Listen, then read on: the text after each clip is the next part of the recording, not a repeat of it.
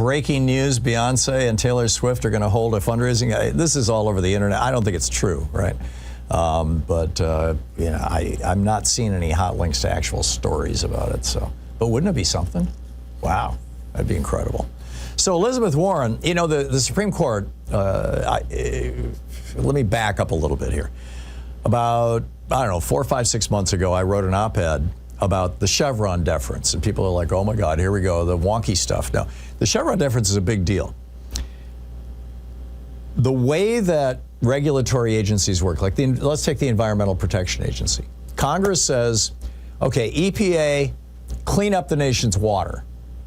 Now, the EPA then brings in a bunch of scientists. It takes like a year. They have all kinds of, they look at all the water all over the country. They figure out what the problems are. The scientists come up with solutions. Then they take those possible solutions and they run them past another group of scientists and they run them past the public. They do a cost-benefit analysis. Is this going to be worth the expense? And then finally, you know, when all is said and done and after the public has weighed in and everything else, they make a rule. And they say, okay, there can be only this much arsenic and this much lead and this much, you know, chromium and the manganese and whatever in the water, right? And these sources have to do this and that. So that's how it works right now.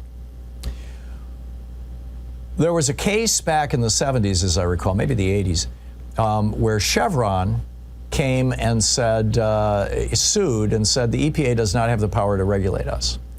And the Supreme Court back then said, yes, they do. The Environmental Protection Agency has the power to regulate you.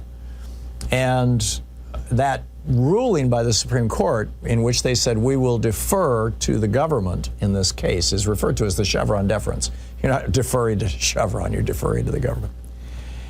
In other words, the regulatory agencies can do their job.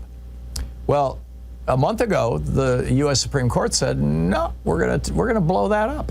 And they ended the Chevron deference. And so now you've got all these big companies suing regulatory agencies, companies that don't want workplace safety rules suing OSHA, companies that don't want unions suing the Department of Labor, companies that want to pollute the air and water suing the EPA, and on and on and on, right? Banks suing the banking regulators, Securities and Exchange Commission, on it goes. So Elizabeth Warren just introduced legislation. And by the way, this follows a similar piece of legislation that the progressives introduced in the House, Pramila Jayapal did last year, in March of 2023, introduced legislation that would reverse this Supreme Court decision.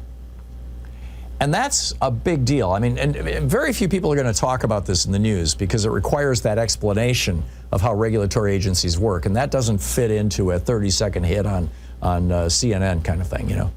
But there are few things that will have greater impact on the quality of your and my lives and our children and grandchildren's lives going forward than the Supreme Court blowing up the Chevron deference and the possibility that Congress might reinstate it through law. They would say, no, Supreme Court, we're gonna take that power away from you. We're gonna proclaim this. And so this is a great thing. And obviously, it's not going to pass Congress this year, but this is how you put down the marker, right? You put the marker, you propose the legislation this year, and then next year you repropose it, but now people have had a chance to get familiar with it. When she proposed it, she said, without the Chevron deference, industry-backed lobbyists hold more negotiating power in the regulatory process than the general public. They schedule private meetings with regulators. They fund sham scientific studies to submit with public comments. They misrepresent the negative impact of stricter regulatory oversight. These actions slow down the enforcement of important regulations, and the American people pay the price.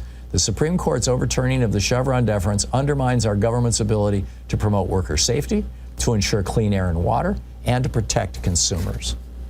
And she is so right about that. And this is a real, genuine, big deal, a BFD, as Joe Biden would say. And that's a marvelous thing.